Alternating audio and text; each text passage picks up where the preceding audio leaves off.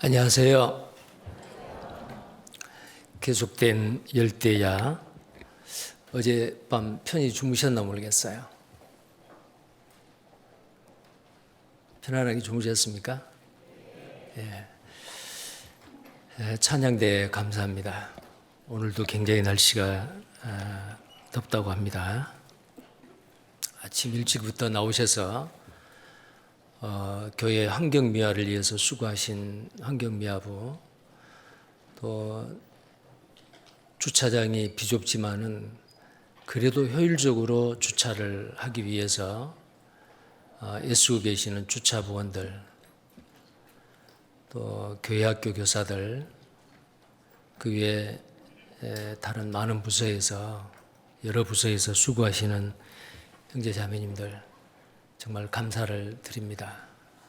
그걸 누가 시켜서 하는 게 아니고 주께 받은 은혜가 너무 크므로 기쁨과 감사함으로 자원함으로 그 봉사를 통해서 주님을 기쁘게 하는 삶을 사신 우리 모두에게 하나님께서 더 크고 좋은 은혜와 축복이 임하기를 바랍니다. 지금 계속된 학예 수양에 6차 학예 수양에 지금 이 시간에 그 복음 말씀이 증거되고 있습니다. 첫째 날 6차 학예 수양의 첫째 날 금요일이죠. 금요일 날 전체 그 등록 참석 인원이 11,877명이라고 연락을 받았습니다. 아마 어제 주말이고 오늘 또 주일이고 그래서 더 많은 분들이 아마 참석을 하셨을까 합니다. 아마 7차 중에서 가장 많은 인원이 참석하지 않을까 생각이 됩니다. 광주교회, 저희 교회는 6차까지 총 4,335명이 수양에 참석을 하셨습니다. 그 중에서 새로 인도되어서 말씀을 듣고 또 지금 6차에도 지금 이 시간 그 수양의 말씀을 듣고 계신 그 전도 대상들도 계십니다. 위에서 기도해 주시면 좋겠습니다. 그래서 지금까지 6차까지 총 822명의 새로운 영혼들이 인도되었습니다. 총 111개 구역에 한 구역에 7명의 영혼을 인도해 봅시다라고 목표를 세웠었습니다. 근데 그 목표를 훨씬 초과해서 지금 822명의 영혼들이 주님의 말씀 앞에 인도되고 있습니다.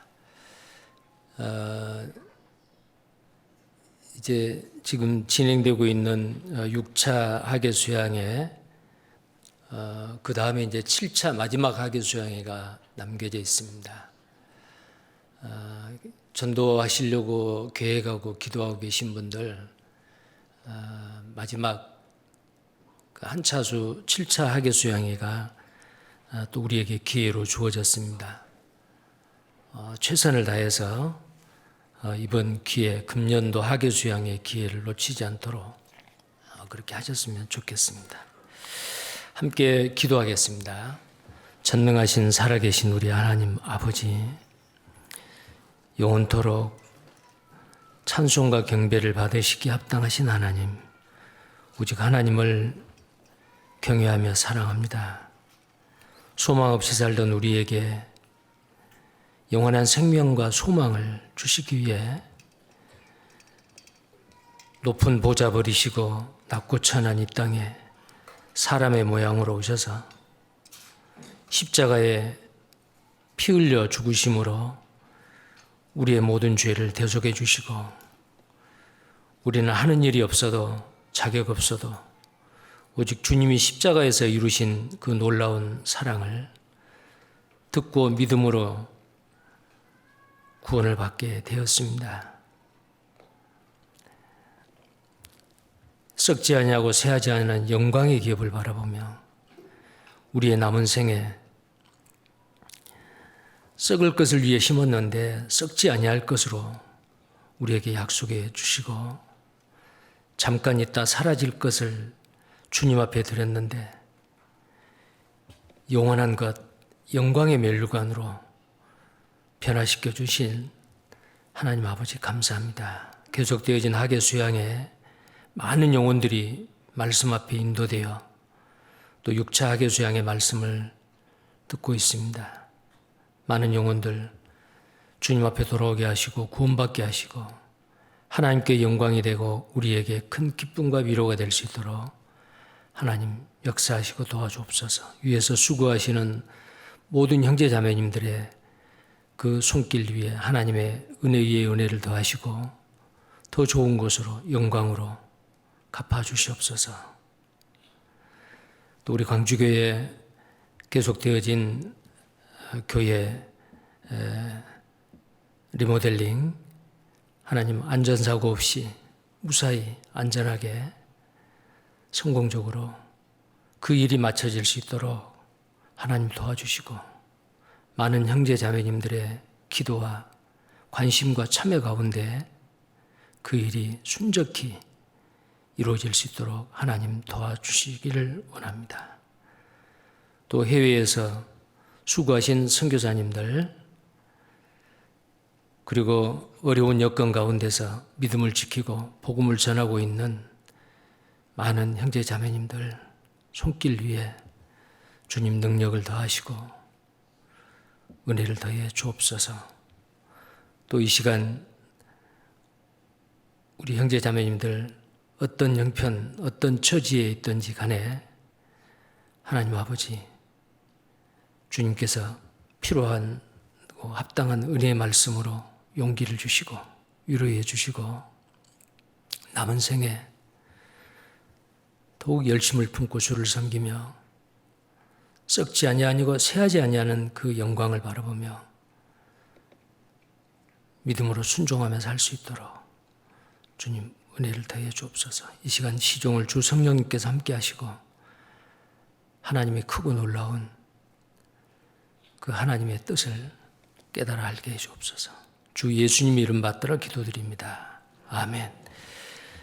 성경 말씀 찾으시겠습니다. 누가복음 19장입니다.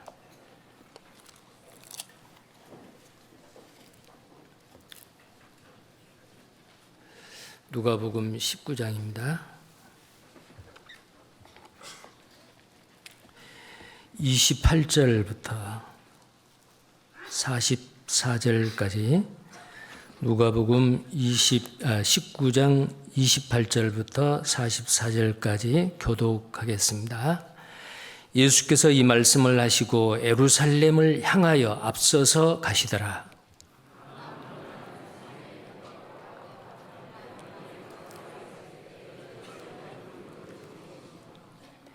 이르시되 너희 맞은편 마을로 가라.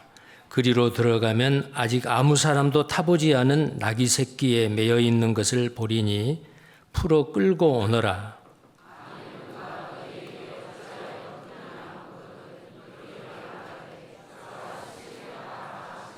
보내심을 받은 자들이 가서 그 말씀하신 대로 만난지라.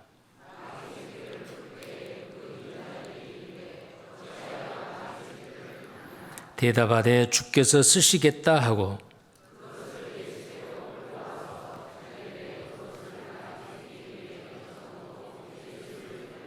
가실 때에 저희가 자기의 겉옷을 길에 펴더라.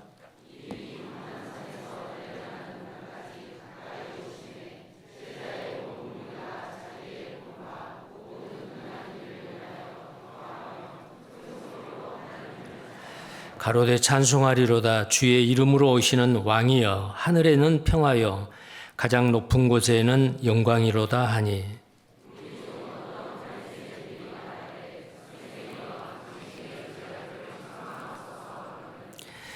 대답하여 가라사대 내가 너희에게 말하노니 만일 이 사람들이 잠잠하면 돌들이 소리 지르리라 하시니라. 가라사대 너도 오늘날 평화에 관한 일을 알았다면 좋을 뻔하였거니와 지금 내 눈에 숨기었도다.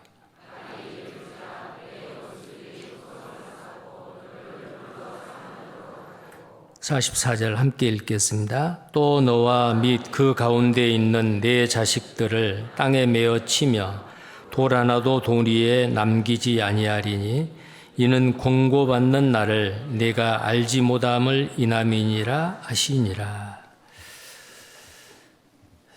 계속 연 3주에 걸쳐서 매주일 이 단위에 쓰니까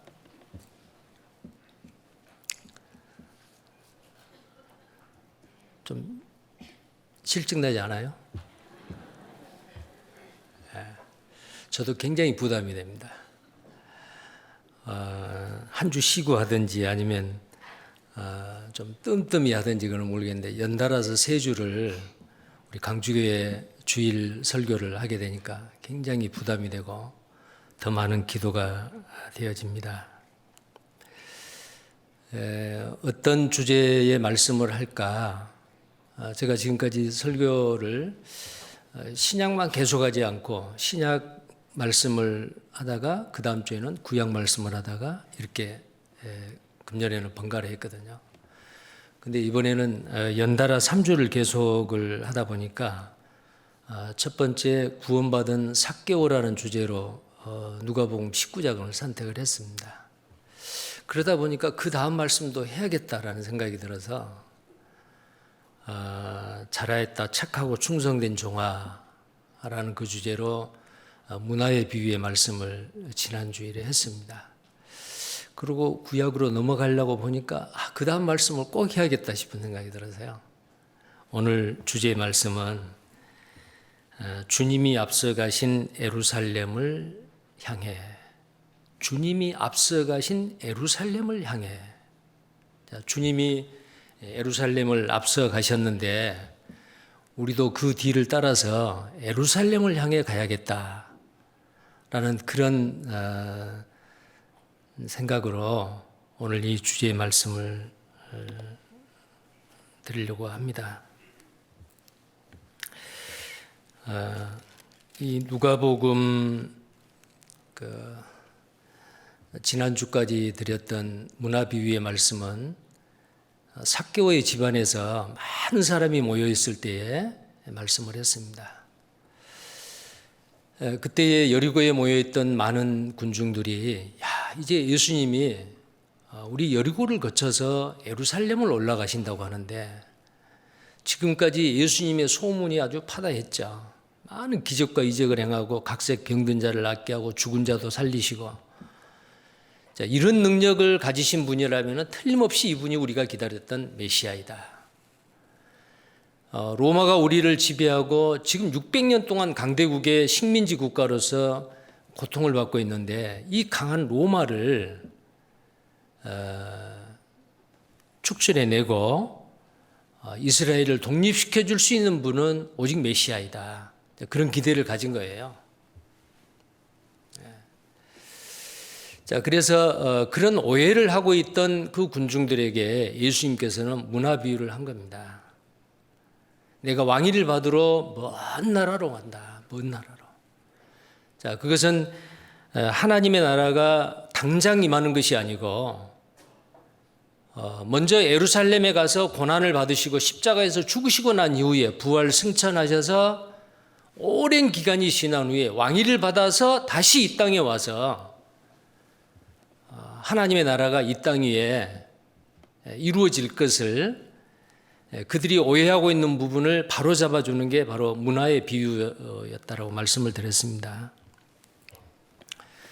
자, 이제 예수님께서 이 여리고를 떠나서 예루살렘을 가는 과정에서 베다니라는 동네에 들어갔습니다. 그 베다니라는 동네는 예수님이 사랑하는 나사로가 있고 또 그 나사로의 두 여동생 마르다와 마리아가 있습니다. 자, 그 베다니에 갔어요. 자, 그곳에서 죽은 나사로를 살려내는 그 일을 이 여리고에서 올라가고 예루살렘 입성하기 전에 합니다. 많은 사람들이 예수님이 이제 더 확실하게 메시아다라는 확신이 생긴 거예요. 이제는 예루살렘만 올라가기만 하면은 왕으로서 하나님의 나라가 세워질 거다. 그런 기대를 했습니다. 자, 그러나 예수님의 생각과 군중들의 생각은 달랐죠. 자, 예수님은 예루살렘에 입성하는 그것은 죽기 위해서 그렇습니다. 이 땅에서의 예루살렘은 고난의 예루살렘이에요. 원래는 그 예루살렘이라는 뜻이 평강의 도시다라는 뜻이죠. 살렘 왕 평강, 예루살렘입니다. 예수님께서 이 세상에 평강을 주러 오셨죠. 그래서 이사야 9장 6절에 한 아기가 우리에게 낳고 한 아들을 우리에게 주신 바 되었는데 그 이름은 전능하신 하나님이라 평강의 왕이라 기묘자라 모사라 전능하신 하나님이라 평강의 왕이라 할 것이라. 너희에게 평강이 있을지어다. 죽고 부활하시고 난 이후에 제자들에게 나타나셔서 평강이 있을지어다 평강이 있을지어다. 그리고 고린도후서 5장에는 구원받은 그리스도인에게 화평케 하는 직책을 주셨고 또 마태복음 5장 9절에는 화평케 하는 자는 복이 있나니 저희가 하나님의 아들이라 일컬음을 받을 것이요. 자, 평화를 만들어 오시고 주로 오신 분이 예수님이고 우리는 그 평화를 전하는 메신저들입니다. 전파하는 자들이죠. 자, 아무튼 이 예루살렘, 이 평화의 도시인 예루살렘으로 올라가는 그것은 첫 번째 이 땅에서 예루살렘은 고난받기 위해서 그렇습니다. 그런데 예수님은 그 예루살렘에 올라가서 대제사장과 장로들에게 고소를 당하고 이방인의 집권자에게 불려나가서 재판을 받고 십자가에서 피 흘려 죽으실 것을 예수님은 이미 다 알고 계셨어요. 그 일을 행하러 오셨죠. 히브리서 10장 1절에 염소와 송아지의 피로 아니하고 그 짐승의 피가 사람의 죄를 없이 하지 못함이라. 구약의 율법은 그림자여 참 형상이 아니므로 이제 나를 위하여 한 몸을 하나님이 예비해 두셨다. 나는 하나님의 뜻, 아버지의 뜻을 행하러 오셨다. 그 아버지의 뜻이 뭐겠어요? 겟세마네 동산에서 기도할 때 이 잔을 내게서 지나가게 하옵소서 할 수 있거든. 그러나 내 원대로 하옵시고 아버지의 뜻대로 하옵소서. 그 아버지의 뜻은 예루살렘에 올라가서 십자가에 매달려 피 흘리고 죽으심으로 온 인류의 죄를 대속해 주시는 것이 아버지의 뜻이고 그 뜻을 행하러 오신 분이 예수 그리스도입니다. 자, 그래서 이제 이 베다니에서 벳바게를 거쳐서 예루살렘으로 입성하려고 하는데 그동안에는 예수님이 제자들을 훈련하는 그 기간을 갖기 위해서 기적을 행하고 문둥병가 났습니다. 많은 기적을 행했습니다. 알리지 말라고 했어요. 자, 예수님의 그 기적이 알려지면은 제자들을 훈련하는데 많은 지장이 있고 그 3년 동안의 그 공생의 기간 동안 해야 될 일이 있기 때문에 알리지 말라고 은밀하게 했죠. 그런데 집에서 말하는 것, 은밀하게 말하는 것을 산 위에서 지붕 위에서 말하라. 이제는 예수님께서 메시아이고 왕으로 오실 분이라는 사실을 공공연하게 공표한 내용이 오늘 읽었던 승리의 예루살렘 입성입니다. 예루살렘 입성하는 거. 예수님은 말리지 않았습니다. 왕이시여 외치고 요한복음 12장과 마태복음 21장 1절에서 11절, 마가복음 11장 1절에서 11절, 요한복음 12장 12절에서 15절, 12절, 19절. 자, 이런 거기에 그 병행구 성경 말씀이 있는데 똑같은 내용입니다.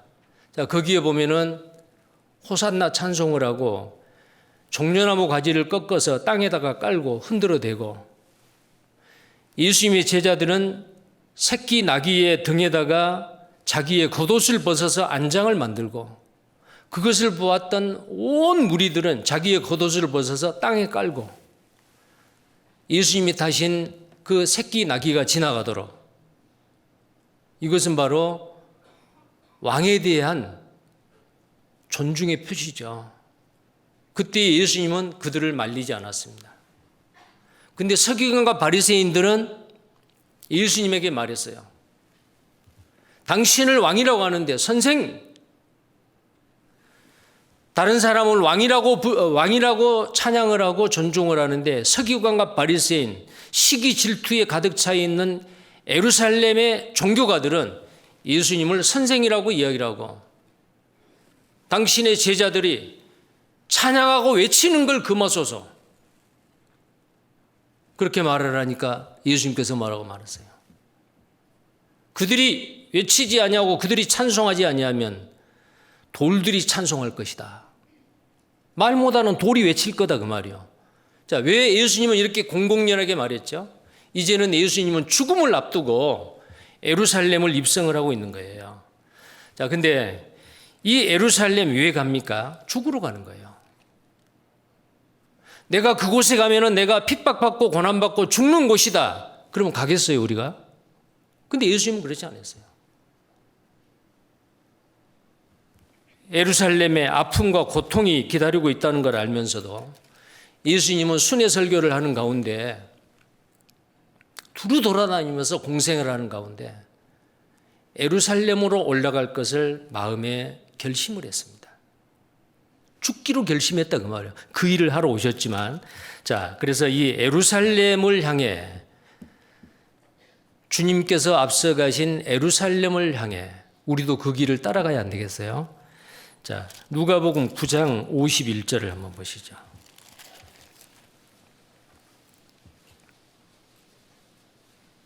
누가복음 9장 51절입니다.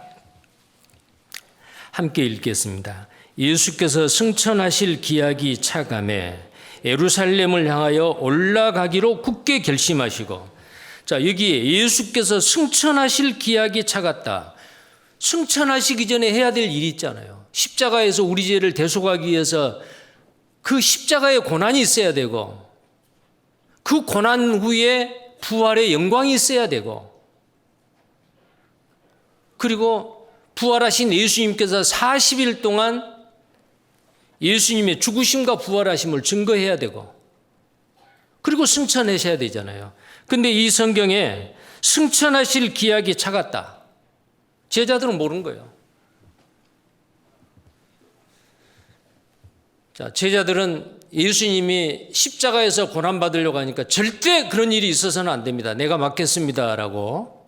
베드로는 마태복음 16장에서 예수님에게 말씀하실 때 예수님 뭐라고 말했어요? 사탄아, 네 뒤로 물러가라. 아버지의 뜻을 행하는 것을 가로막고 하지 못하도록 하는 그 자가 바로 사탄이요. 잠깐 수제자 베드로에게 사탄 마귀가 그 생각을 집어넣어 준 겁니다. 예루살렘에 십자가에서 고난받는 그 일, 온 인류를 구속하기 위한 그 일을 어떻게 하든지 하지 못하도록 베드로를 통해서 가로막는 거예요. 사단이죠.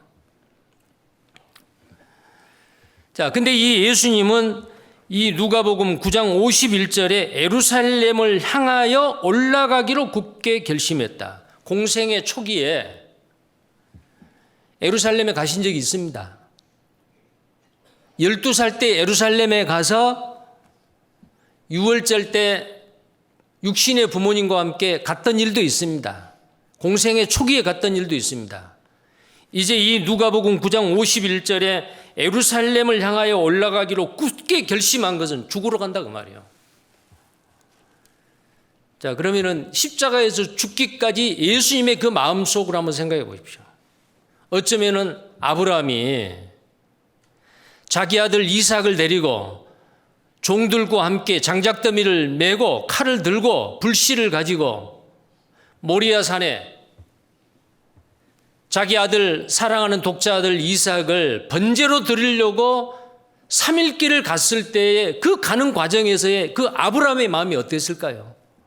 자기 아들을 칼로 찔러서 하나님 앞에 번제로 드리려고 하나님의 말씀을 순종하고 걸어갔던 그 아브라함 말이요. 그 마음이나 자기 아들 독생자 예수 그리스도를 예루살렘에 올려보내서 그곳에서 온 인류를 위해서 죽게 하기 위한 아버지의 마음이나 그 일을 하러 오시는 본인이신 예수님의 마음이나 제자들은 모르고 있습니다. 우리도 잘 모르죠. 근데 예루살렘을 향하여 올라가기로 굳게 결심했습니다. 자, 근데 그 예루살렘은 예루살렘 이외에서는 선지자들이 죽지 않습니다. 구약시대 때 많은 선지자들이 돌에 맞아 죽기도 하고 핍박을 받고, 그곳이 어디냐? 바로 이 예루살렘이요.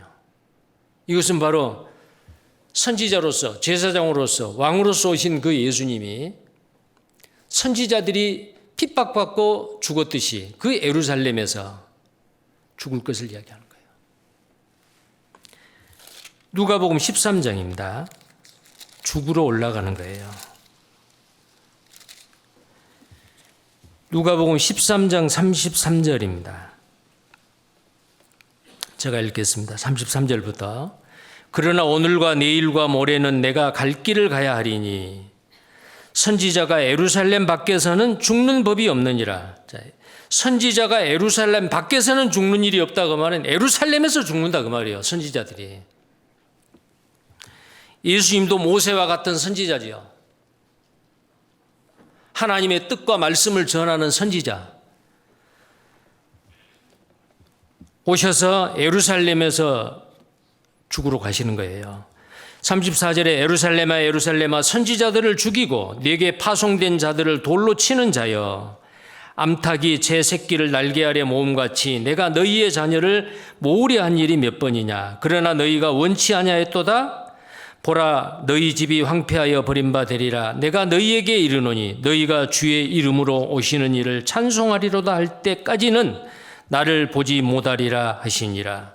십자가 죽으시고 부활하시고 승천하시는 후 다시 재림하실 감람산 동편, 예루살렘 동편 감람산에 그 재림하신 예수님의 발이 머물고 예루살렘 성의 동문을 통해서 예루살렘 성 안으로 들어오시는 그 예수님, 이제 왕 중의 왕으로 오실 때에 그때 또 한 번 우리의 왕이시여 라고 이스라엘 백성들이 찬양을 할 거예요. 그때까지 나를 보지 못하리라. 자, 예수님은 이 땅에 육신을 입고 오셔서 자기가 행하실 것, 자기에게 닥칠 그 모든 것을 다 알고 계셔요. 전능하신 하나님이시기 때문에 다 아셔요. 다 아시면서도 예루살렘으로 올라가기로 결심하고 예루살렘을 가시고 계세요, 지금. 자, 그 다음에 누가복음 18장. 누가복음 18장 31절입니다.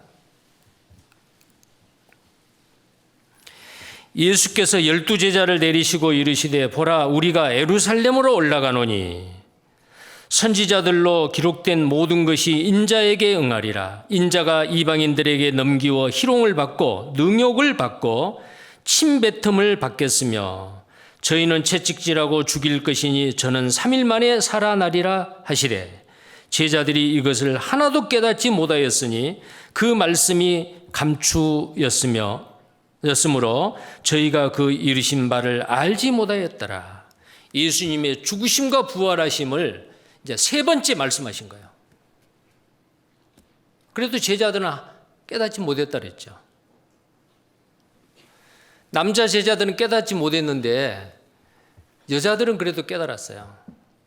베다니의 마리아, 예수님의 죽음을, 장사를 준비하시기 위해서 미리 300데나리온의 향유 옥합을 깨뜨려서 예수님의 머리에 부었습니다.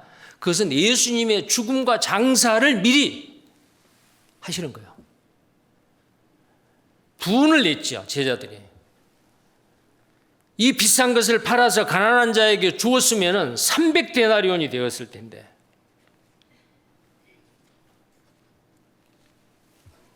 그 일을 붕괴를 했던 사람이 가룟 유다예요. 그는 도적이라. 돈깨를 맡아서 예수님 몰래, 예수님이 다 알았죠. 제자들 몰래 슬쩍슬쩍 돈을 훔쳐서 개인 착복을 했던 가룟 유다, 도적입니다. 가난한 사람 생각해서가 아니에요. 자기 자신의 더러운 일을 위해서. 경건을 이익의 재료로 삼고 예수님과 함께 다닌 그 일행들, 예수님의 제자들, 여자들, 그들이 다니면서 사용될 그 비용, 누군가가 또 헌금해 줬겠죠. 그 헌금을 맡고 있는 회계였습니다. 그러나 예수님은 베다니의 마리아가 하는 일을 칭찬했습니다. 복음이 전해지는 곳마다 이 여자가 행한 것을 기념하리라.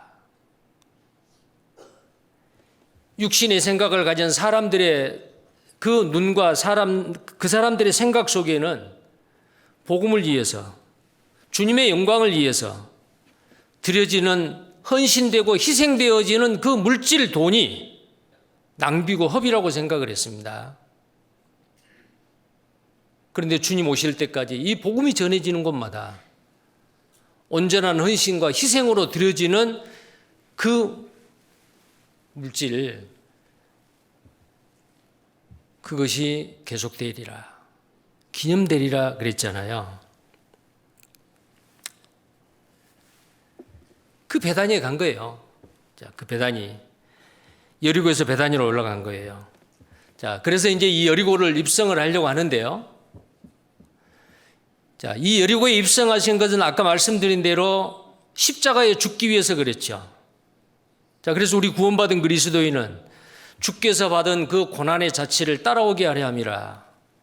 골로새서 1장 24절에 예수님께서 받으신 그 고난의 남은 잔을 교회를 위해서 내 육체 가운데 내 몸에 채워넣으라라는 사도 바울의 말과 같이 모든 구원받은 그리스도인은 온 세상 사람들을 구원하기 위해서 십자가에서 피 흘리신 그 놀라운 십자가의 사랑이 또 다른 사람에게 전해지기 위해서는 천사로도 아니고 하나님이 직접도 아니고 먼저 구원받은 그리스도인의 고귀한 희생을 통해서 이 복음이 전해지는 거죠. 예수님은 우리를 구원하시기 위해서 예루살렘에 가셨습니다. 앞서 가셨습니다. 그를 따르는 제자들도 예수님을 앞세워서 예루살렘에 들어갔습니다. 근데 그 제자들은 어땠어요? 예수님이 붙잡혀서 재판받자 자기들도 붙잡힐까 봐서 다 도망가 버렸죠. 어떤 제자는 겉옷을 벗어 던지고 맨몸으로 알몸으로 도망가기도 했어요. 아주 비겁했죠.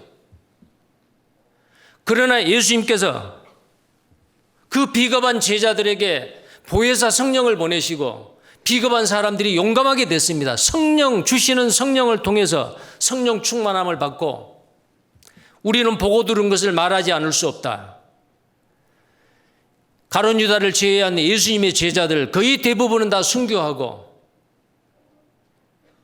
마지막까지 살아남아서 반모섬에서 요한계시록을 기록하고 죽었던 이 사도 요한까지 어느 한 사람 이 땅에서의 예루살렘을 피하지 않았습니다. 예수님이 십자가에 죽으시고 부활하시고 성령을 주실 때까지는 그들은 피했지만은 이제 성령을 받고 난 다음에 예루살렘을 향해서 가는 것을 피하는 제자는 없었습니다. 120명의 사람이 성령 충만함을 받고 베드로가 설교하니까 3,000명, 4,000명이 구원을 받는 역사가 일어나고 많은 초대교회 성도들은 다 고난의 예루살렘을 향해서 용감하게 입성을 했습니다. 자, 우리도 마찬가지다. 예루살렘을 향해 가야 됩니다. 그 길은 바로 고난의 길입니다. 자, 그리고 예수님은 부활 승천하셔서 하늘의 새 예루살렘으로 가셨습니다. 다시 오십니다. 우리도 마찬가지요.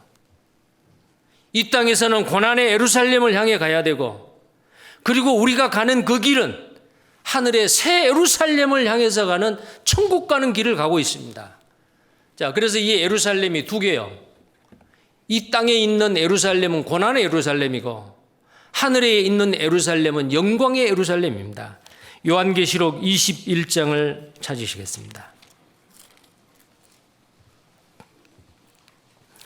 요한계시록 21장 2절입니다.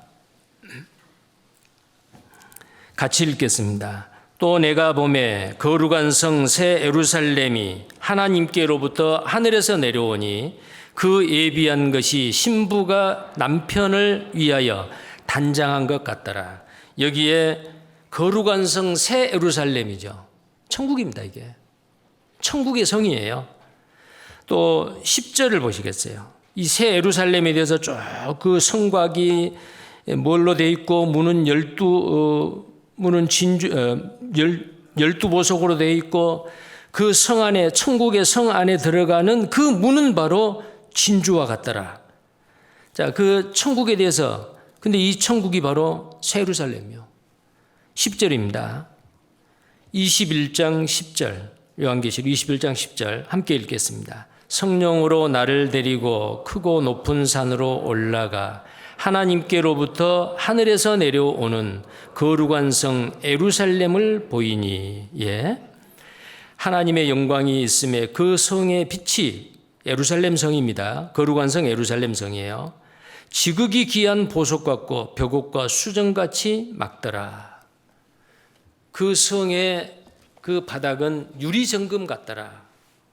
생명수 물이 흐르고 1년 내내 생명수 강가에 심겨진 그 나무에 생명과의 열매가 계속 맺고요. 이 천국은 바로 예루살렘이요. 새 예루살렘이요. 자, 우리는 지금 어디를 향해 가고 있습니까? 이 땅에 살고 있는 동안에는 이 고난의 예루살렘을 경험하고 있고 이제는 우리의 목표는 새 예루살렘을 향해서 천국을 향해서 가고 있지 않습니까? 고난이 없는 영광은 있을 수가 없습니다. 예수님은 앞에서 부르신 그 부름의 상급과 즐거움을 위해서 앞에 닥친 십자가의 고난을 참으셨습니다. 우리도 마찬가지죠. 십자가의 고난이 없이는 면류관이 없습니다. 면류관은 영광이죠. 그래서 크로스가 없는 크라운이 없다. 크로스는 십자가죠. 고난이요. 크라운은 면류관, 왕관입니다. 반드시 크라운은 크로스가 있어야 됩니다. 십자가 없는 영광은 있을 수가 없다라는 거예요. 자, 그래서 예수님께서 예루살렘 성을 입성을 할 때에 새끼 나귀를 타고 입성을 했잖아요. 그때 예수님께서 오늘 읽은 이 본문 말씀 누가복음 19장 28절에 있는 말씀대로 예수께서 이 말씀을 하시고 예루살렘을 향하여 앞서서 가시더라. 예루살렘을 앞서 가시더라. 앞서 가신 예수님을 우리는 어떻게 해야 돼요? 마땅히 따라가야 되지 않겠어요? 마땅히 따라가야 되죠. 자, 히브리서 12장 예수님이 앞서 가셨습니다. 히브리서 12장 2절입니다.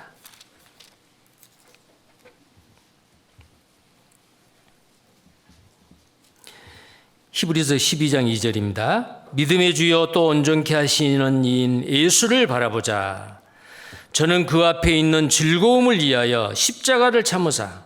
자, 그 앞에 있는 즐거움이 뭐겠어요? 새 예루살렘이요. 영광입니다. 크라운이요. 자, 그 앞에 있는 즐거움을 위하여 십자가를 참으사 부끄러움을 개의치 아니하시더니 하나님 보좌 우편에 앉으셨느니라. 자, 십자가를 참으사 부끄러움을 개의치 않으셨다. 이 부끄러움이 뭐예요? 죄 없은 예수님이 십자가에 죽으실 때 어떻게 죽으시냐 아세요? 빨가벗겼습니다. 당시 로마 시대의 가장 잔인하고 혹독한 그 사형 방법이 살아있는 사람을 옷을 빨가벗겨서 팬티도 안 입힙니다. 빨가벗겨서 십자가에 매달리고 사람들이 쳐다보게 하고 죽을 때까지. 자, 우리가 보는 성화나 아니면은 패션 오브 크라이스트 예수님의 그 고난의 영화를 보면은 그래도 뭔가 부끄러운 부분에 옷을 걸쳤지요. 그러나 실제로는 예수님은 빨가벗었습니다. 그 수치를 참으셨단 말이에요.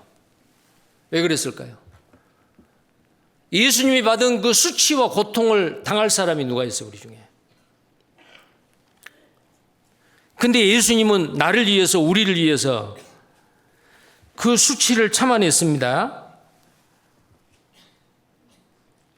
여기 나와 있는 말씀대로 십자가를 참아서 그 부끄러움을 개의치 아니하시더니 하나님 보좌 우편에 앉으셨느니라. 하나님 보좌 우편이 어디예요?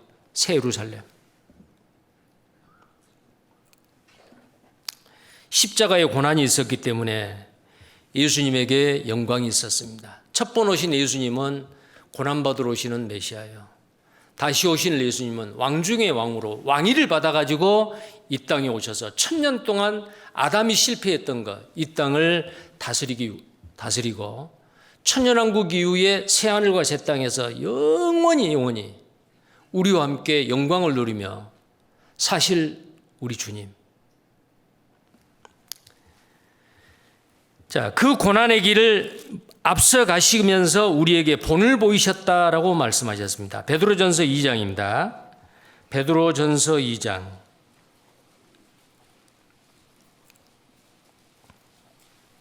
베드로전서입니다. 2장 21절 말씀. 21절 같이 읽겠습니다. 이를 위하여 너희가 부르심을 입었으니 그리스도도 너희를 위하여 고난을 받으사 너희에게 본을 끼쳐 그 자체를 따라오게 하려 하셨느니라. 우리로 하여금 그 고난의 자체를 따라오게 하셨다. 고난의 자체를 따라오게 하셨다 그 말이요. 자, 예수님께서 가이사라 빌립보에서 세상 사람들이 나를 누구라고 하느냐, 그때 정확하게 베드로가 주는 살아계신 하나님의 아들 그리스도입니다. 내가 이 반석 위에 내 교회를 세우겠다. 음부의 권세가 해치지 못하리라. 자, 그 말씀을 하시고 십자가에 죽을 것을 이야기를 했죠.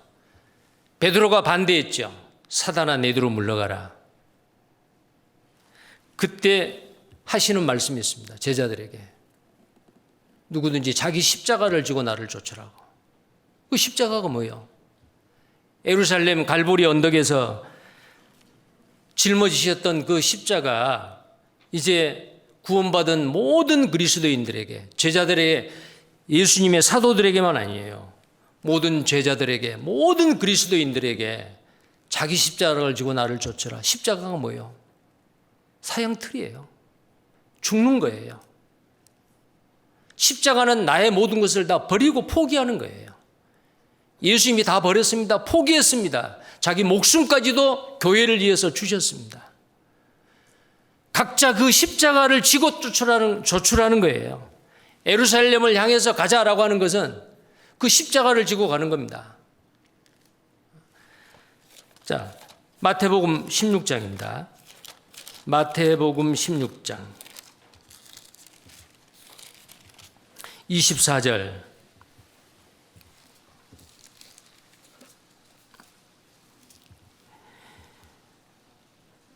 마태복음 16장 24절부터입니다. 제가 읽겠습니다. 이에 예수께서 제자들에게 이르시되 아무든지 나를 따라오려거든 자기를 부인하고 자기 십자가를 지고 나를 좇을 것이니라. 누구든지 제 목숨을 구원코자 하면 잃을 것이요 누구든지 나를 위하여 제 목숨을 잃으면 찾으리라. 요한복음 12장 24절에도 한 알의 밀이 땅에 떨어져 죽으면 그랬어요. 죽지 않으면 한 알 그대로 있고 죽으면 많은 열매를 맺느니라. 예수님이 죽어서 온 세상 사람들을 구원하셨듯이 내가 희생하고 죽음으로 인해서 하나님이 나에게 맡긴 영혼이 살 수도 있고 죽을 수도 있고, 부활하신 예수님이 훅 부시면서 성령을 받으라. 너희가 네 죄든지 그대로 두면 그대로 있을 것이요 네 죄든지 풀면 풀리리라. 우리가 복음을 전하면 죄사함을 받고 사탄과 죄의 올무에서 해방이 되고, 우리가 만약에 전하지 않냐고 그대로 두면은 사탄 마귀와 죄의 종이 되어서 질질 끌려다니다가 영원한 지옥으로 끌려가게 되고 결국은 천국 가고 지옥 가고 하는 그 열쇠를 우리가 전하느냐 전하지 않느냐, 그 일을 천사를 시키지 않았단 말입니다. 우리를 통해서 그 일을 하게 하신 거예요. 그 일은 반드시 십자가를 통해서, 고난을 통해서, 희생을 통해서 그 일이 이루어지는 겁니다. 구원받은 그리스도인을 구원받게 하고 당장 데려가지 않는 이유는 구원만 주실 뿐만 아니고 더 영광스러운 거 주시기 위해서, 구원받고 나서 구원받자마자 그냥 세상을 떠났다, 구원을 받고 천국은 가지만 하나님이 예비해 놓으신 영광은 없어요. 근데 우리를 구원받게 하시고 지금까지 살아남겨 두신 이유가 뭐겠어요? 예비해 놓으신 영광을 우리에게 주시기 위해서. 근데 그 영광은 반드시 십자가를 통해서. 로마서 8장 17절입니다.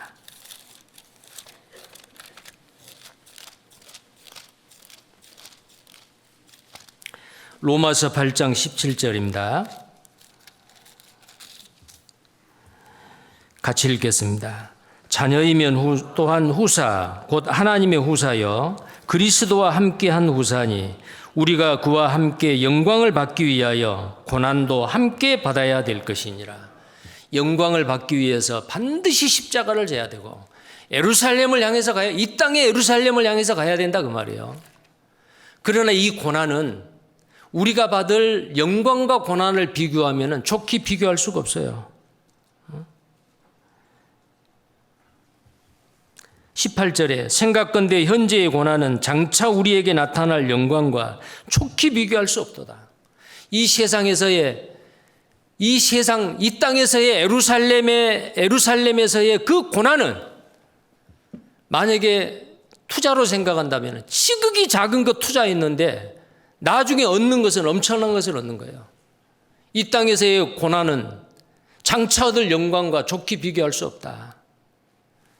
고난은 극히 작은데 영광은 크다 그 말이에요. 고린도후서 4장 17절을 보시겠습니다. 고린도후서 4장 17절, 17절, 18절 또 함께 읽겠습니다. 우리의 잠시 받는 환난에 경한 것이 지극히 크고 영원한 영광에 중한 것을 우리에게 이루게 함이니 우리의 돌아보는 것은 보이는 것이 아니요 보이지 않는 것이니 보이는 것은 잠깐이요 보이지 않는 것은 영원함이니라. 이 땅에서의 고난은 잠깐 있을 거예요. 7차에 걸친 하계 수양이 아직 끝나지 않았지만은 끝납니다. 예. 그 일을 위해서 땀 흘리고 수고하는 형제 자매님들이 계세요. 아, 언제 끝나지? 그러나 끝납니다. 여러분들 이런 말 알죠? 이 또한 지나가리. 영광이 됐건 고난이 됐건 이 땅에서의 영광이나 이 땅에서의 그 고난은 언젠가는 지나가게 돼 있어요. 이스라엘 백성들이 2차 세계대전 때 아우슈비츠 수용소에서 베르겐 그 유럽의 많은 그 수용소에서 고통스러운 신앙생활, 고통스러운 그 고난의 생활을 하면서 그래도 살아남고 견뎠던 것이 바로 그거래요. 이 또한 지나가리. 그게 유대인들에게는 굉장한 아주 그 격언이고 교훈이 되는 말이라고 해요.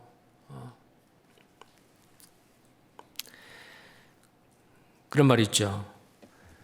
다윗 왕이 어느 신하에게 나에게 반지를 하나 만들라. 그리고 그 반지에 글귀를 적어놔라. 근데 그 글귀에 내가 잘 될 때 교만하지 아니하고 내가 실패할 때 실망하지 않는 그런 경구가 되는 그런 말을 적어놔라. 근데 그 반지를 만드는 그 신하가 아무리 생각해도 이 작은 반지에 왕이 잘 되었을 때 교만하지 아니하고 왕이 실패했을 때 낭망하지 아니하는 그런 그 경구의 말을 이 작은 반지에다가 어떻게 적을까? 할 수 없어서 그의 아들인 솔로몬에 가서 자문을 구했다 그래요. 당신의 아버지 다윗 왕이 나에게 이걸 명령을 했는데 도저히 생각이 안 납니다. 뭐라고 반지에다가 글귀를 새겨내야 될까요? 그러니까 솔로몬이 하나님이 지혜를 줬잖아요. 솔로몬이 그랬대요. 이것 또한 지나가리. 그래서 그것을 반지에다가 새겨 넣어서 다윗 왕한테 줬다. 사실인지 아닌지는 모르겠어요. 성경에는 없기 때문에. 근데 아무튼 성공하는 사람, 실패하는 사람에게 크게 도움이 되는 그런 말이죠. 이것 또한 지나가리. 우리가 이 땅에서의 주님을 위해서 받는 고난 잠깐이요. 지나가요. 근데 그 잠깐 받는 고난에 비해서 주님이 우리에게 주시는 그 리워드, 상급은 엄청난 거예요. 잠깐 있다 없어질 게 아니에요. 영원한 거예요. 눈에 보이는 것은 잠깐이요. 보이지 않는 것은 영원합니다. 그러기 위해서 예수님께서 예루살렘을 향해서 앞서가시고 제자들은 뒤를 따른 거예요. 자, 그 다음에 본문을 또 보겠어요. 우리는 예루살렘을 향해 가야 됩니다. 그리고 또 하나 아까 이 땅에서 예루살렘은 고난이고 새 예루살렘 저 하늘에 있는 천국이라 그랬죠. 새 예루살렘을 가고 있는 우리는 순례자들이요. 천국을 가는 사람이 이 땅에서 미련을 두면 되겠어요? 이 땅의 것은 언젠가는 다 없어질 거야. 언젠가 주님이 나를 부르시면은 내가 지금 소중하게 생각하고 움켜쥐고 있던 거 하나도 가지고 가지 못할 것. 다 버리고 놓고 갈 것. 그러지 않아요? 우리는 이 세상의 것에 없어질 것에 너무 집착하고 살면 안 됩니다. 새 예루살렘을 향해서 가고 있는 순례자인 구원받은 그리스도인은 심플하게 단순하게 오직 주님만을 바라보고 사셔야 돼요. 이 땅을 사는데 필요한 것 있겠죠. 근데 필요 이상의 것, 거추장스러운 것들이 있을 수 있어요.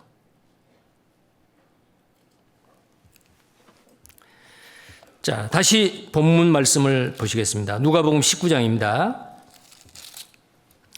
누가복음 19장 29절입니다. 감람원이라 하는 벳바게와 베다니에 가까이 왔을 때에 제자 중 둘을 보내시며, 자, 베다니는 잘 아시는 대로 나사로의 그 마을이고요.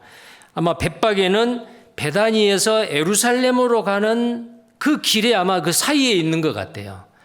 지금 예루살렘 동편 감람산의 더 동쪽 그 뒤편에 있는 어떤 마을 같아요.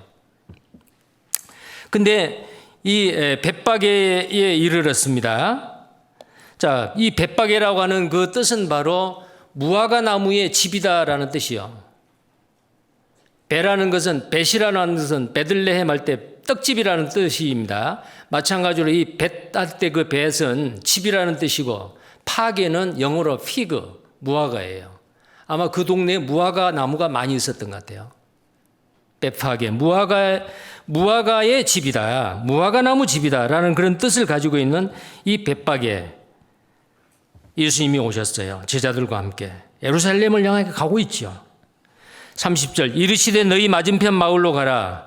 이 벳바게에 이르렀을 때에 벳바게와 베다니에 가까이 왔을 때 맞은편으로 가라. 그런데 이 맞은편 마을이 어떤 마을인지는 성경에 없습니다. 아무튼 벳바게와 베다니에 가까운 곳입니다. 자, 근데 명령을 합니다. 그 마을로 가면 아직 아무 사람도 타보지 않는 나귀 새끼에 매어 있는 것을 보리니 풀어 끌고 오너라 그랬어요. 만일 누가 너희에게 어찌하여 푸느냐 묻거든 이렇게 말하되 주가 쓰시겠다 하라.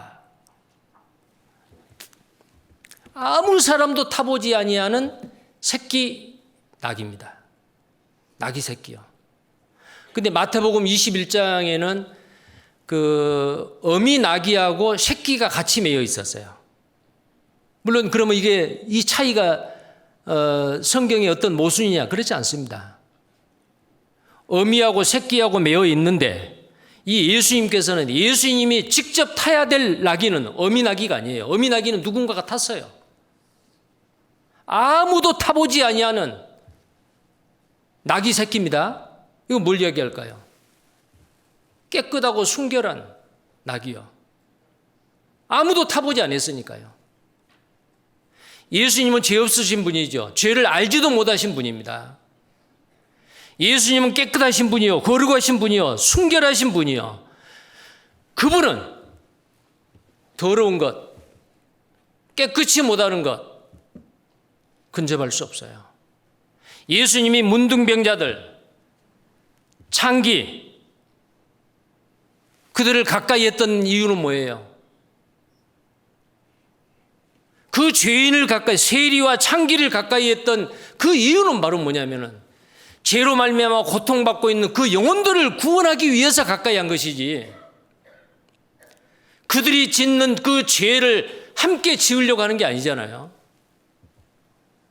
자, 근데 이 나귀 새끼, 아무도 타보지 않는 나귀 새끼를 예수님께서 준비하시고, 자, 예수님이 준비하셨다라고 말씀하는 건, 예수님은 창조주십니다. 천하 만물을 다 창조하신 분이요. 주인이 누구예요? 우리가 가지고 있는 것은 주님이 다 주신 거예요. 내 것이 아니죠. 다 주님의 거예요. 베다니와 벳박에 가까이 갔을 때에 제자들을 명하셔서 건너편 마을에 가면은 거기에 멍에 매지 않는, 아무도 타보지 아니하는 멍에를 매는 새끼 나귀가 있다. 끌고 오너라. 누가 뭐라고 말하거든 주가 쓰시겠다라고 말하라. 제자들은 어때요? 갔어요. 자기들 생각으로 이해가 안 돼도 갔어요. 아무 나귀, 주인이 있는 그 나귀의 새끼를 끌고 오면 되겠어요. 돈을 주면서 사든지 아니면 빌린 값을 주든지. 근데 예수님이 주가 쓰시겠다 하라. 그 말만 하고 가라 그랬어요. 간 겁니다. 자, 여기서 우리가 생각해야 될 거, 이 나귀 새끼를 준비하셨습니다. 그렇다고 건너편이 여기서 건너 보이는 것도 아니죠.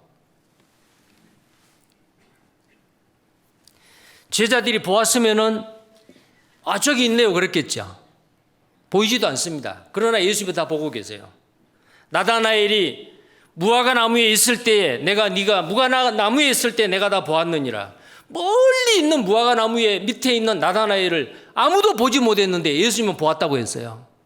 우리 마음까지도 보시는 예수님, 전지하신 예수님, 그분은 창조주죠. 그 나귀를 누가 예배해 놓은 거예요? 예수님이 예배해 놓은 거예요. 자, 이것은 바로 뭘 이야기하느냐면은 아무도 타지 않은 나귀, 그 나귀를 타고 예루살렘에 입성하는 것은, 나귀는 평화를 상징합니다. 왕으로 입성을 하면 백마를 타든지 흑마를 타든지 말을 타고 입성을 해야 되잖아요. 말은 이 세상에 왕들이 타는 권세를 나타내는, 승리를 나타내는 그러잖아요. 근데 나귀 새끼를 탔다라고 하는 것은 평화를 상징하고 겸손을 상징하고, 예수님은 평화의 왕이고 겸손의 왕이고, 나귀 새끼를 탔습니다. 이것이 예수님이 이 나귀 새끼를 준비하고 타고 예루살렘 입성하기 전 약 500년 전에 스가랴 선지자를 통해서 하나님이 미리 예언해 놓으신 사실이에요. 메시아가 이 땅에 와서 새끼 나귀를 타고 예루살렘에 입성할 것이라고 성경에 예언하셨죠. 스가랴 9장 9절을 보시겠습니다.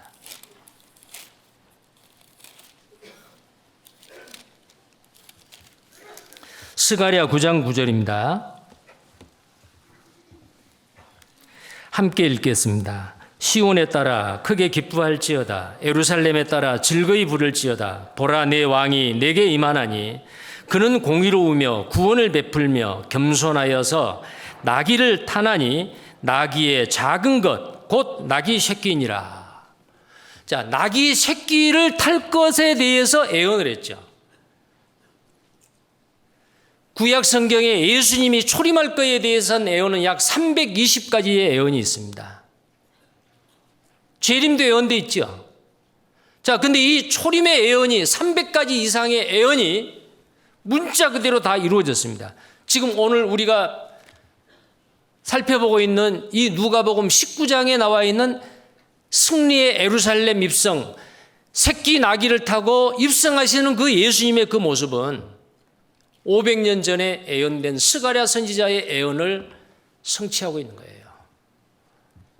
아, 내가 이 예언을 성취해야겠다. 그래서 사람들이 하고 나니까 그 예언 성취하려고 일부러 그랬다. 그게 아니에요. 그 예언의 말씀대로 오시는 거예요. 말씀이 육신이 되어 우리 가운데 거하신다. 그 말은 구약 성경에 하나님의 말씀에 예언된 대로 예수님께서 그 말씀이 이루어져서 이 땅에 오신 분이다. 그 말이에요.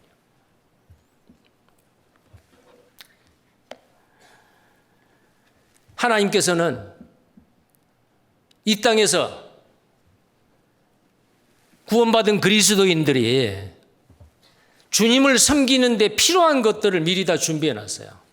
자, 이 나귀를 누가 준비해야 되느냐? 예수님을 태우시고 예루살렘의 왕으로서 들어가려면은 제자들이 준비해야죠. 근데 타고 입성하실 예수님이 직접 준비하셨어요. 건너편의 나귀. 자, 이런 경우가 성경에 많이 있습니다. 하나님은 우리에게 무턱대고 나를 경외하라, 나를 섬기라 라고 말하지 않습니다. 우리가 하나님을 잘 섬길 수 있는 모든 것을 다 준비해 놓으시고 우리를 섬기라고 하는 거예요. 예를 들어서 이 누가복음 뒤에도 보면은 누가복음 22장에 보면은 유월절 명절을 이렇게 그 유월절 최후 만찬을 하려고 하는데 집이 없어요. 예루살렘 성에 들어갔다가 다시 예루살렘에서 나와서 베다니에서 하룻밤 주무시고 또 월요일 날 들어가셨잖아요. 자, 그런데 이제 유월절 명절을 지내려고 하는데 집이 없어요. 제자들이 답답하지요. 걱정을 했어요. 어디에서 우리의 유월절 명절을 지낼까요? 근데 예수님께서 다 준비해 놨어요. 누가복음 22장입니다. 누가복음 22장.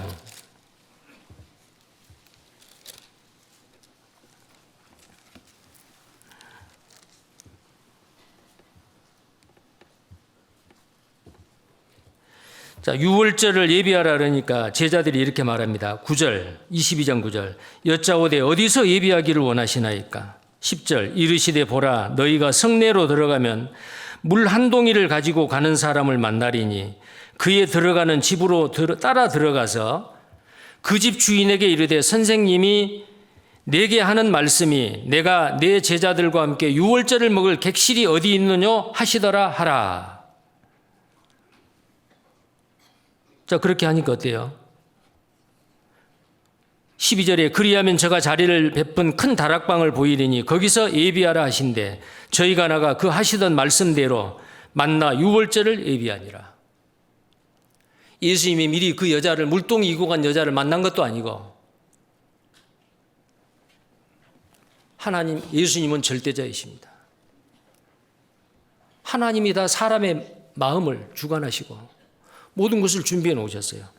여러분, 모리아산에 네 사랑하는 독자들 이삭을 모리아산에 가서 나를 위해서 번제를 드리라 했을 때 아브라함이 자기 아내와 의논하지 아니하고 이른 아침에 일어나서 종들을 내게 장작개비를 등에 매겨 칼과 불씨를 가지고 자기 아들 독자 아들 이삭을 데리고 3일 길을 걸어갔어요. 사랑하는 아들을 꽁꽁 결박시켜서 칼로 찌르려고 했을 때 아브라함아 네가 나를 경외한 줄 이제 아노라. 그때 돌아보았을 때 한 순양이 풀에 뿔이 걸려가지고 있었어요. 그래서 그 양을 잡아다가 결박된 자기 아들을 풀어주고 그 양을 순양을 잡아서 하나님 앞에 번제로 드렸다. 그래서 그 장소를 여호와 일이라고 했습니다. 하나님께서 준비하셨다. 하나님 앞에 번제를 드릴 수 있도록 하나님께서 준비해 주신 거예요. 구원받은 우리도 하나님을 섬길 수 있도록 없는 것을 드리라고 하지 않습니다. 하나님이 준비해 주신 것, 하나님이 예비해 주신 것 섬기라고 말이에요.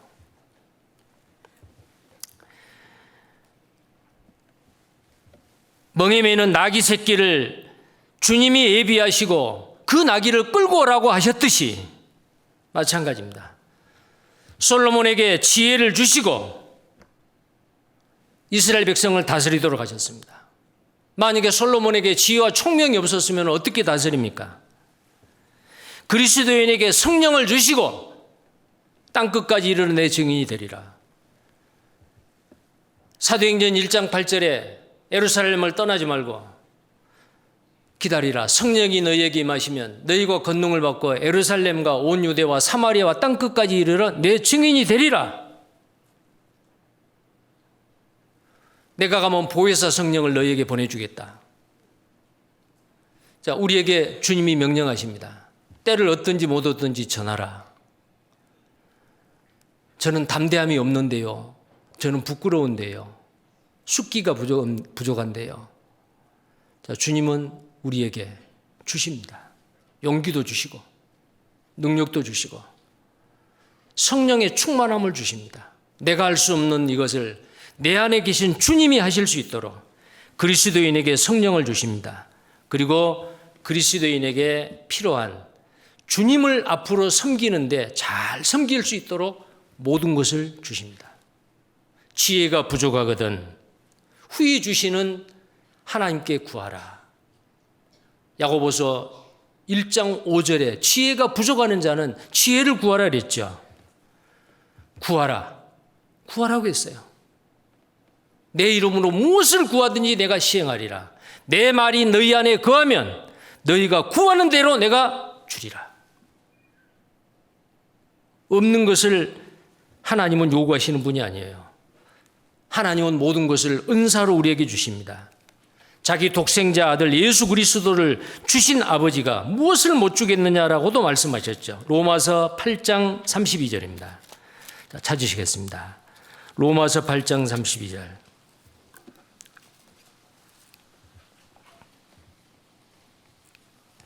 같이 읽겠습니다. 자기 아들을 아끼지 아니하시고 우리 모든 사람을 위하여 내어주신 이가 어찌 그 아들과 함께 모든 것을 우리에게 은사로 주지 아니하시겠느냐.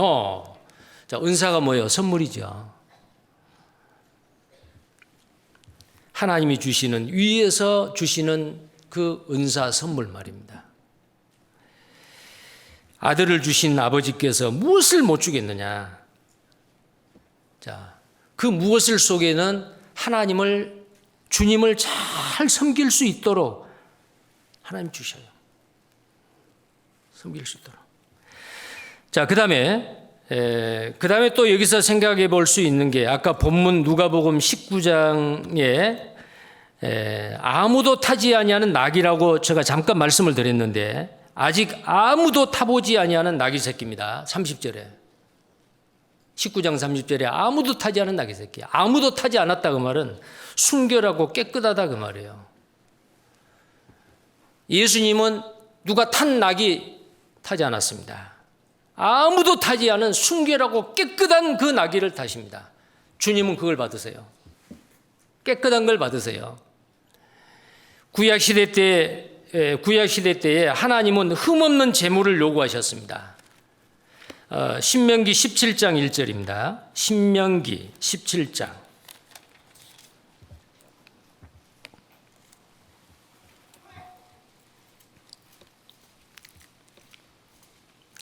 신명기 17장 1절입니다.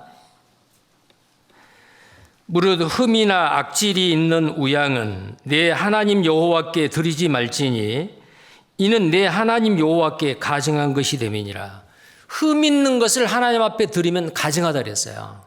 예를 들어서 번제물로 양이나 염소나 송아지를 드리는데요.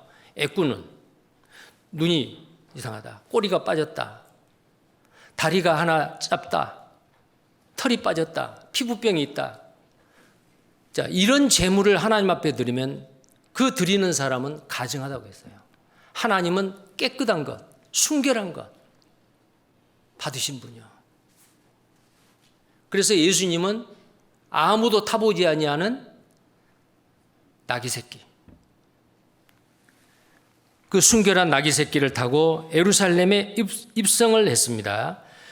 자, 그래서 우리의 생활은 하나님 앞에 거룩해야 됩니다. 출애굽을 하고 나서 출애굽기 12장 15절에 보면은 일주일 동안 7일 동안 무교병을 먹으라 그랬어요. 그리고 이 무교절이 시작되는 그날에 집을 샅샅이 뒤져가지고 누룩은 다 집어내야 돼요. 누룩은 뭐예요? 죄를 나타내죠. 7일 동안이라고 하는 것은 평생 동안 그 말이에요. 완전 숫자지요. 구원받은 이후 6월절 이후에 무교절이 시작이 되는데 7일 동안 무교병을 먹으면 안 돼요. 누룩은 집안에서 다 드러내요. 이건 뭘 이야기할까요? 악독하고 괴악한 누룩을 없애라. 그래서 고린도전서 5장 8절에 우리의 유월절 양인 그리스도께서 우리를 위해서 유월절 양으로 죽으셨는데 이제 우리의 삶은 무교병을 먹는 삶입니다. 누룩이 없는 생활이에요. 죄가 없는 깨끗한 생활이에요. 그걸 우리에게 원하세요. 누룩이 없는 생활입니다. 자, 이 누룩이 없는 생활을 하기 위해서 우리는 어떻게 해야 되느냐? 우리는 빛의 자녀들이죠. 빛과 소금의 역할로 빛된 생활을 해야 됩니다. 만약에 구원받은 그리스도인이 실수로 죄를 짓는다. 이 죄를 하나님 앞에 자백해야 돼요. 내가 죄인입니다. 지옥 갈 수밖에 없습니다. 나를 구원해 주세요. 구원받는 회개는 딱 한 번이죠. 그러나 구원받은 이후에 자범죄를 지었건 고범죄를 지었건 우리가 죄를 지었을 때에 하나님 앞에 철저히 자백을 해야 됩니다. 그것이 깨끗한 생활이에요. 자, 요한일서 1장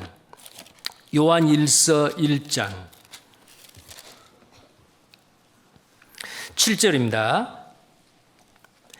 7절에서 10절까지입니다. 제가 읽겠습니다. 저가 빛 가운데 계신 것 같이 우리도 빛 가운데 행하면 우리가 서로 사귐이 있고 그 아들 예수의 피가 우리를 모든 죄에서 깨끗게 하실 것이요. 만일 우리가 죄 없다 하면 스스로 속이고 또 진리가 우리 속에 있지 아니할 것이요.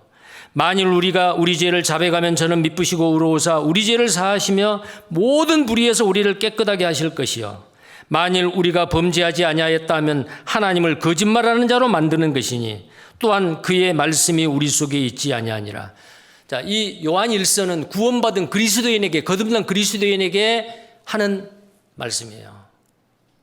우리가 만약에 죄 없다 하면은 하나님을 거짓말쟁이로 만든다. 이게 무슨 말이에요? 구원받은 그리스도인은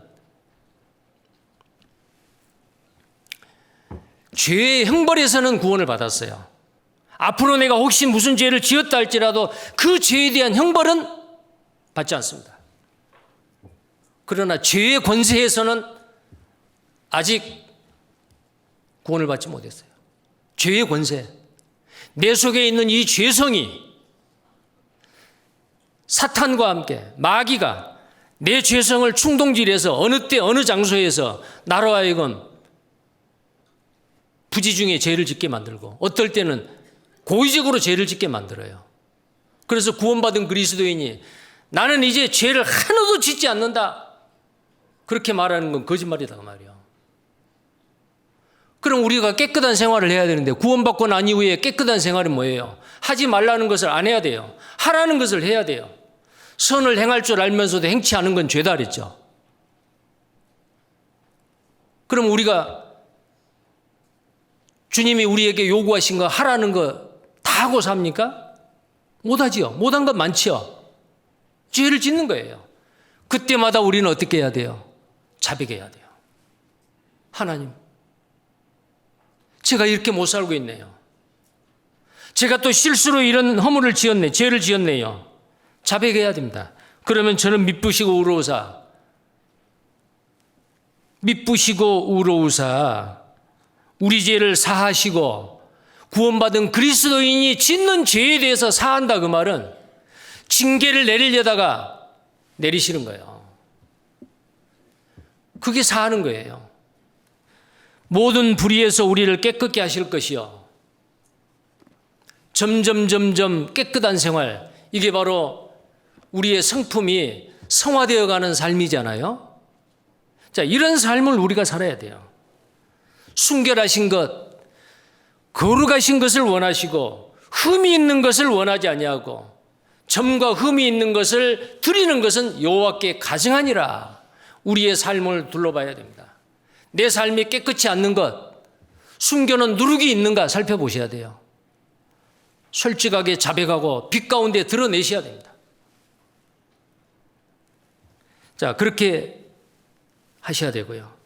두 번째로 이 순결하고 정결한 삶, 그리스도인의 깨끗한 삶을 살기 위해서 두 번째로 거룩한 생활을 추구해야 돼요. 거룩한 생활을 추구하려면 거룩하지 못한 것을 어떻게 하든지 버려야 돼요. 그게 뭐겠어요? 탐심. 구원받은 그리스도인이 인색하고 욕심 있고 뭔가를 막, 이게 탐심이죠. 명예에 대한 탐심, 돈에 대한 탐심, 다른 사람한테 인정받고자 하는 탐심, 이 탐심 말이에요. 골로새서 3장 5절에는 탐심은 우상숭배라 그랬습니다. 또 하나 허영입니다. 구원받은 그리스도인이 허영. 실제로 내용은 그렇지 않으면서 겉으로 드러내려고 하는 것, 자기를 잘 보이려고 하는 것, 이 허영이죠. 그 다음에 간음, 그 다음에 속임, 거짓말, 다른 사람을 속이고 거짓말하는 것, 불리하면 순간적으로 말 바꾸기를 하고, 순간적으로 이게 거짓말인지 아닌지도 모르고 얼마나 악한 건지도 모르고 습관적으로 거짓말하는 것, 그 다음에 옛사람의 내 이 성품, 이 모든 것들은 악은 그 모양이라도 버리라 그랬죠. 데살로니가전서 5장 22절에 보면은 악은 그 모양이라도 버리라 그랬어요. 구원받은 그리스도인에게 다른 사람이 보았을 때, 내가 내 자신을 보았을 때에 조금이라도 양심이 찔리는 것, 이러면 안 되는데 하는 게 있을 거예요. 이걸 버리고 우리는 거룩함을 추구하는 마음을 가져야 됩니다. 세 번째로 순결하고 거룩한 생활, 베드로전서 4장 8절에 보면 사랑은 허다한 허물을 덮는다 그랬죠. 자, 이 사랑은 허다한 허물을 덮는다, 그 말은 다른 사람을 사랑했을 때에 그 사람의 허물을 덮을 뿐만 아니고 나의 허물도 덮습니다. 내가 하나님을 사랑하고 이웃을 사랑했을 때에 상대의 허물도 덮고 나의 허물도 덮을 수 있는 거예요. 자, 그래서 우리는 이 거룩한 생활, 의로운 생활, 깨끗한 생활을 위해서 이웃사랑, 하나님 사랑 하셔야 됩니다. 사랑은 어때요? 아가페죠. 하나님을 사랑하는 거나 이웃을 사랑하는 것은 내가 손해보지 아니하고는 절대 사랑할 수 없어요. 아가페는 내가 손해보는 거, 내가 양보하는 거, 내가 죽는 거예요. 내가 좀 불편하더라도, 내 몸이 좀 아프더라도 내 불편한 거 내가 참고 말지, 내가 불편한 거 내가 당하고 말지. 그리하면은 어떻겠어요? 이웃을 사랑할 수가 있어요. 이웃을 사랑할 수 있습니다. 자, 우리는 주님 앞에 점과 그 영과 혼과 몸이 흠없이 주님 앞에 설 수 있어야 됩니다. 정말 우리는 깨끗한 생활, 거룩한 생활 주님 앞에 해야 돼요. 이게 바로 주님이 요구하시는 겁니다. 그래서 아무도 타지 않은 나귀를 타고 입성했다라고 하는 그것은 지금도 주님이 우리에게 그걸 요구하셔요. 자, 그 다음에 또 하나는요.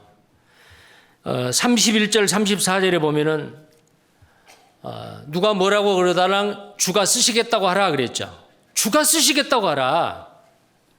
주님의 말씀대로 주님의 뜻대로 우리는 기도하고 구해야 됩니다. 주가 쓰시겠다. 주님이 쓰시겠다.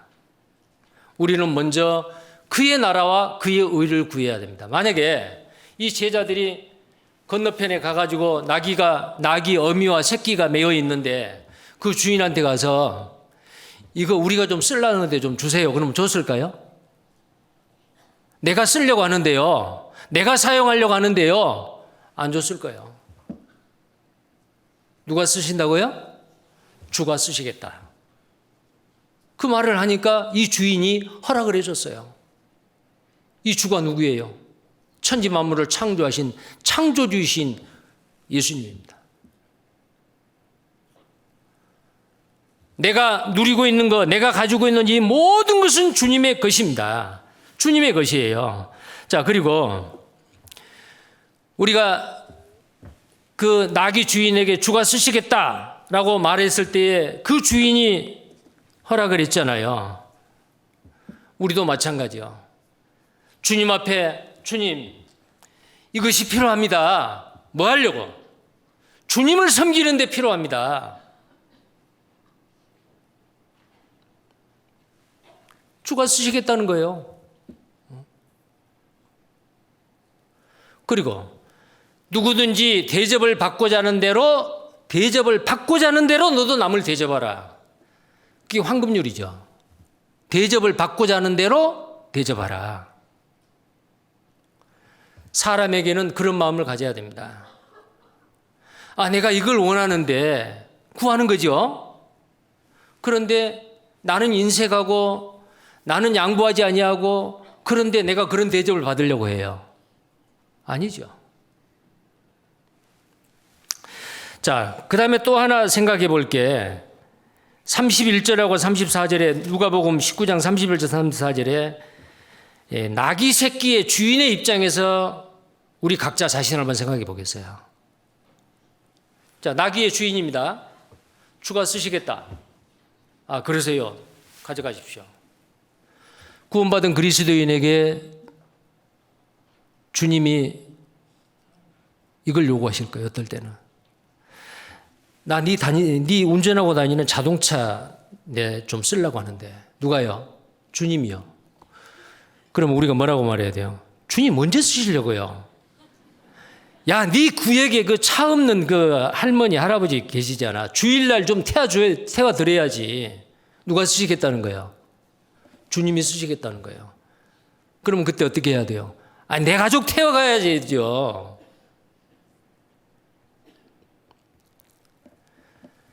어떨 때는 네 아파트 거실을 내가 쓰겠다. 주님이 우리 아파트 거실을 쓰시려고요. 뭐 하는데 쓰시려고요? 조모임 하는데. 그때 어떻게 해야 돼요? 집을 개방해야 돼요. 어떨 때는 네 통장에 있는 돈 있잖아. 그거 좀 쓰려고 하는데 어디다 쓰시려고요? 다른 사람 영혼을 건지는데 네가 그 돈을 잘못 쓰면 불의한 재물이 되는데 불의한 재물로 친구를 사귀라. 천국 갈 친구를 사귀어 그 돈으로. 주님이 그런 데 쓰시려고요. 주님이 쓰시겠다고 합니다. 어떻게 해야 돼요? 마땅히 망설이지 말고 드려야 됩니다. 그런 경우가 많아요. 어떨 때는 주님이 내 시간을 쓰기를 원하고 어떨 때는 내 건강을 쓰기 원하고 어떨 때는 내 재능을 쓰기를 원해요. 주가 쓰시겠다. 주가 쓰시겠다. 예, 주님. 망설이지 않냐고 마땅히 드리겠습니다. 놀라운 것은요. 우리의 타락한 더러운 마음 이것이 주님 앞에 드려졌습니다. 근데 의를 내가고 선을 행하는 거룩한 마음이 된 거예요. 제일 처음에 구원받기 전에 들었을 때는 타락하고 더러운 마음이었는데 깨끗하고 의롭고 경건하고 선한 마음으로 변했어요. 내 이 육신의 몸 언젠가는 죽어서 썩어 없어질 거. 썩을 몸으로 들었는데 썩지 않을 몸으로 나를 부활시켜 주셔요.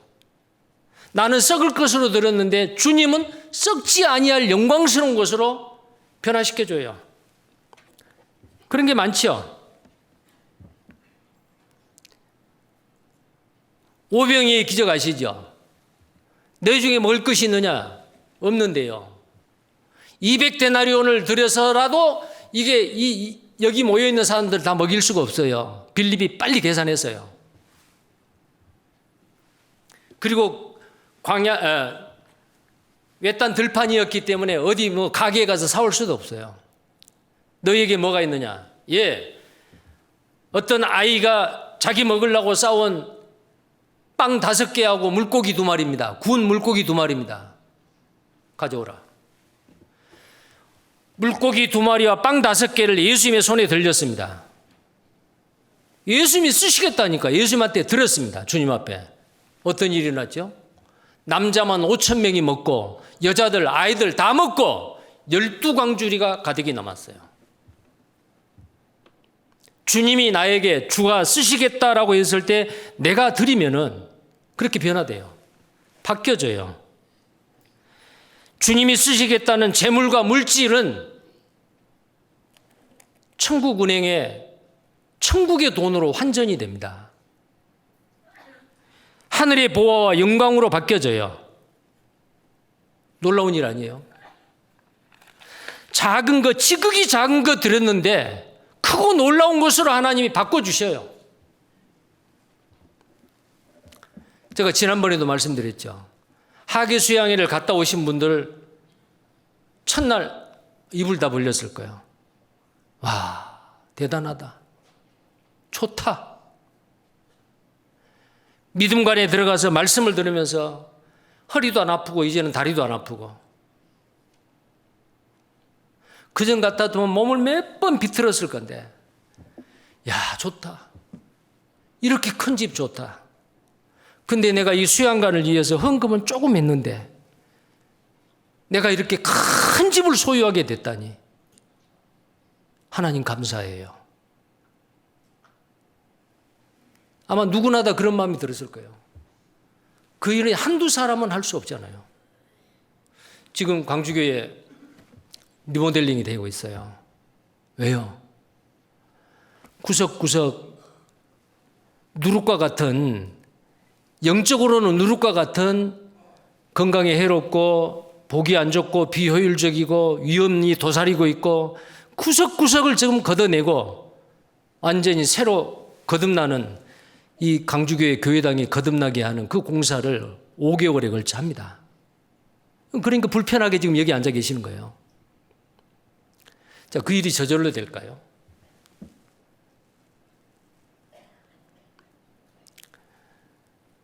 많은 물질이 들어갑니다. 근데 내가 자원하는 마음으로 기쁨으로 감사함으로 11조를 드리고 감사헌금을 드리고 주일헌금을 드리고 세계 선교헌금을 드리고 수양관과 그 다음에 리모델링을 위한 2년 전인가 작정헌금을 했잖아요. 건축헌금. 그 헌금을 들여서 작정해서 지금까지 갚아가신 분도 계시고 아직 참여하지 않은 분은 나도 참여해야겠다라고 새로 작정하신 분도 아마 계셔요.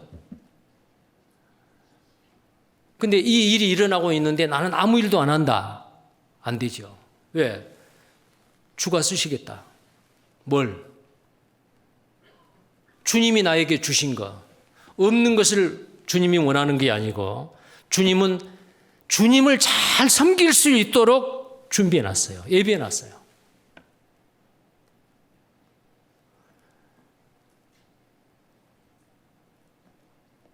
주인은 심지 않는 것 가운데서 거두고 없는 것 가운데서 거두는 자입니다. 악한 자예요, 그 사람은. 주님은 그런 분이 아니에요. 준비해 주시고 주가 쓰시겠다 하십니다. 나귀 새끼 주님이 다 준비해 놓으셨어요. 주가 쓰겠다고 하라. 가서 가지고 온 거예요. 오늘날 주님이 오시기 전 이 마지막 시대에 마지막 시대를 살고 있는 우리에게도 하나님은 천사를 통해서, 천사를 사용해서 주님의 영광을, 주님이 원하시는 그 일을 하지 않으십니다. 먼저 구원받은 하나님의 자녀들을 통해서, 우리를 통해서. 근데 하나님의 자녀들에게 주가 쓰시겠다. 그때 어떻게 해야 돼요? 망설이지 말고 기쁨으로, 감사함으로, 자원하는 마음으로 내 시간과 물질과 내 마음과 정성과 나의 재능을 주님 앞에 드렸을 때, 주님께서는 나는 썩을 것을 드렸는데 주님은 썩지 아니할 것으로 바꿔주세요. 우리가 주님 앞에 갔을 때에 많은 사람들이 깜짝 놀랄 거예요. 내가 했던 건 극히 적었는데 이렇게 놀라운 거, 영원한 것을 주십니까? 또 어떤 사람은 후회할 거예요. 저런 걸 다 주시는데 나는 왜 그때 주님이 쓰시겠다고 했을 때 나는 드리지 않았을까? 그런 생각을 안 하겠어요. 자, 그래서 오늘 우리 강주교회 형제 자매님들, 그때가 언제가 됐건 어디서가 됐건 주가 쓰시겠다고 했을 때에 망설이면은 그 기회를 놓쳐버립니다. 그 기회가 나에게 왔을 때에, 주님 주가 쓰시겠다는데 드리지요. 자, 그런 마음을 가졌던 사람이 누구예요? 오늘 이 본문 말씀에 나귀 새끼의 주인이었습니다. 우리가 나귀 새끼의 주인의 입장에서 또 한번 이 말씀의 교훈을 받았으면 좋겠습니다. 기도하겠습니다. 거룩하시고 자비로우신 살아계신 우리 하나님 아버지, 감사와 찬송과 영광을 오직 아버지께만 드립니다. 우리에게 영원한 생명과 소망을 주시고 이제 우리의 남은 생에 그 은혜에 보답하고 사는 기회를 주셨습니다.